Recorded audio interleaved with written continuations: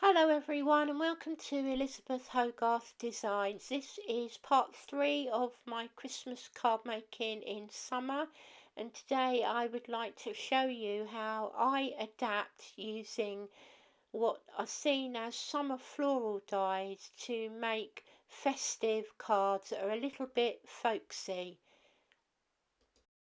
Was inspired by the packaging on the Enchanted Garden dies from Spellbinders, and these were the original cards that I made. These are the summer themed cards using a mix of colours and some stamps and making what I would say are pretty summer themed cards. So for these particular cards I worked with the New Craft Consortium papers, which luckily I was sent, and these are called Pigment Infusions. So before I show you the different cards, I want to quickly run through the colour palette. So you'll see that they are rather like pigment paints, something like brushos that you've seen me work with before. So rather than getting messy myself, I've now got them as a luscious set of papers. So with the first cards I was able to use the pinks and the purples, the oranges and the yellows, and as I was running through it I wondered what would happen if I cut down the papers to make myself use the highlights of green and the more reddish hues. So you can of course buy 6x6 papers, but I find buying the 12x12 more cost effective.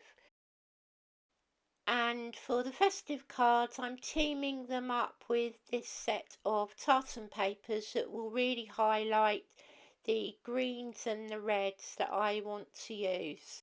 In addition, I'm using the Sizzix sticky grid sheets. These are the Enchanted Garden dies, and all I then need is some white card. I decided that I wanted to die cut these elements in white card for a little bit of stability and depth, and then this will be stuck onto the coloured pigment papers. So all of the dies are laid out onto the sticky grid sheet, and unusually for me I'm placing the paper on top and I'm cutting down using my Sizzix cutting machine.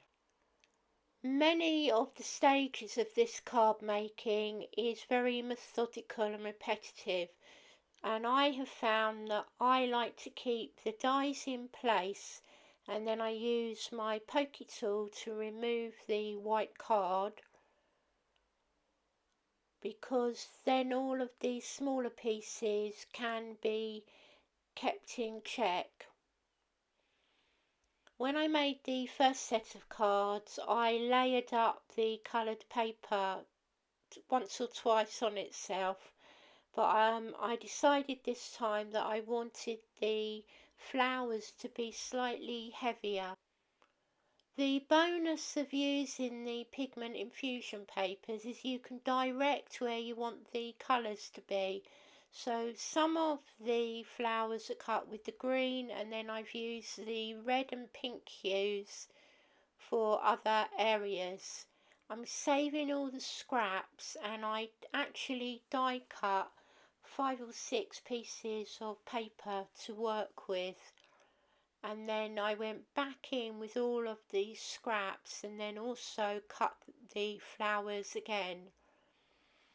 I found a sticky mat in a local charity shop and it's come in handy for sticking the white card and the coloured paper together. The sticky mat is really good for holding the smaller pieces in place while I glue them, and then I bring in the coloured paper that I've also die cut and lay it carefully on top. Many of the processes in this video are quite methodical and mindful, so I like this kind of crafting when I don't know what to make. So I would always encourage you to just create elements even if you don't feel like making a finished project. The style of these cutting dies are quite folksy, and I remember seeing at the time of launch how the bright colours were used to enable you to build up various layers. By using the pigment infusion papers, I'm able to get more natural and realistic effects. So even though the style will be folksy, the colours are kind of governed by the results that I'm getting by die cutting the random colours of the papers. But wherever possible, I'm trying to stick to the greens and the reds, and then I will dip into kind of the rich pink because that works quite well with the reds, and it makes the flowers go that little bit further.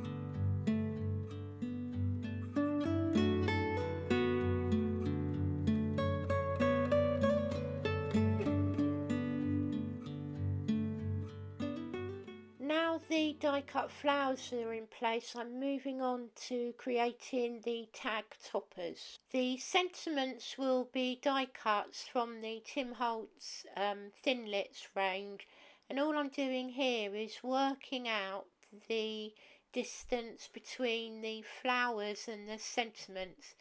This tag will then be die cut, and then I want to keep many of the pieces in place because I'm going to add some of the coloured paper behind it. Many of the letters that have a small window in them, for example B and R, I'm going to remove them and put to one side, making sure that I have kept the smaller elements within them. All I'm doing here is dividing up the letters that I know I need to reinsert back into the tag.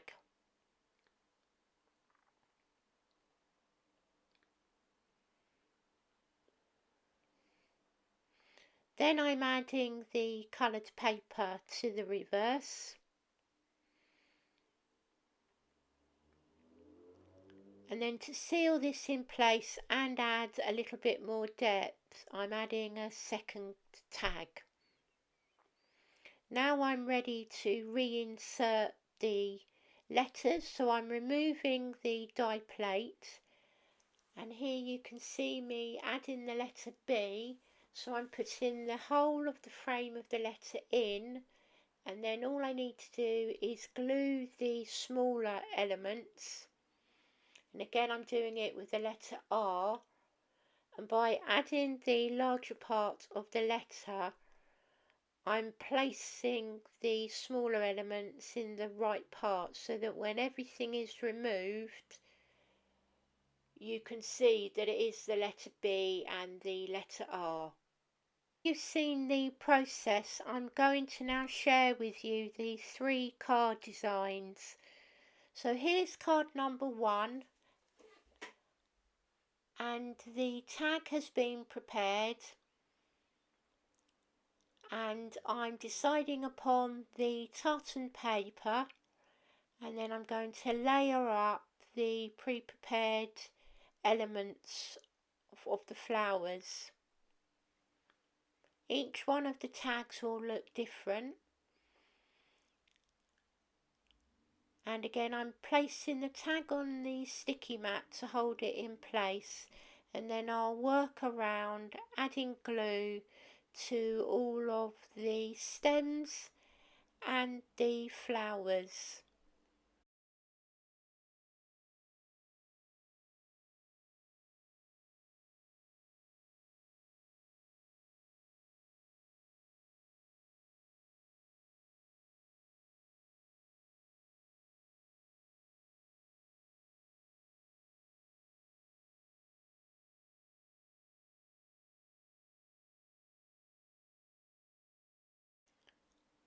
I will be making 4x6 cards again, so I'm preparing the card by creating another mat and layer which is 1/4 of an inch smaller than the 4x6 card,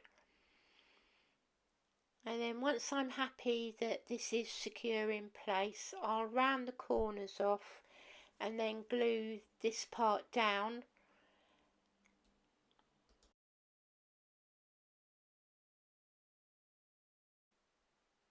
And I will also round off the corners of the tag before adding some 3D foam tape just to raise up the tag slightly to make it more interesting.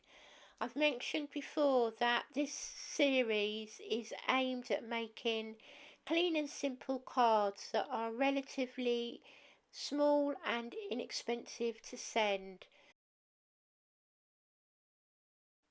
The process for making card number 2 is pretty much the same, but I thought I would show you how I went about designing it.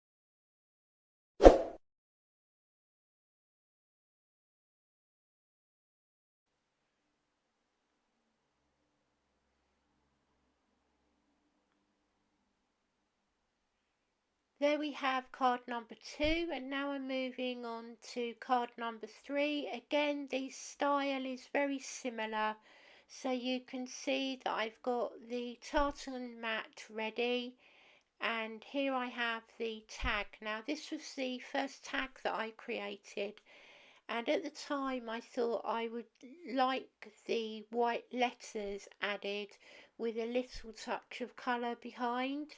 But as I worked on the first two cards, I grew to like having the bolder sentiments. I thought it was a little bit more festive. So as I'm working with the colours here, I was thinking to myself, I'm going to have to change all of the letters, but I didn't want to waste this tag.